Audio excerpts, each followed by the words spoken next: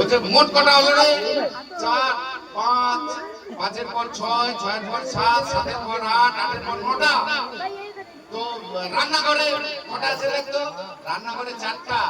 তাহলে কটা হলো? আগে ছিল 9, 9-এর পর 10, বড়টা বলছে 10-এর পর 11, 11-এর পর 12, তখন ছোটটা বলছে বলিস না রে দাদা, বাবা অঙ্ক করিয়ে নিচ্ছে।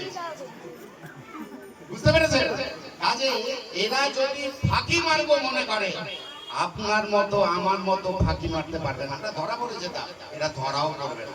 এদের মধ্যে প্রচুর সম্ভাবনা আছে, আর এই সম্ভাবনাকে বিকশিত করতে পারে ভান্ডারা এলাকায় এই একাডেমি, চাইল্ড ভিউ একাডেমি, যেটা ছোটরা সবাই মিলে উদ্যোগ নিয়েছে।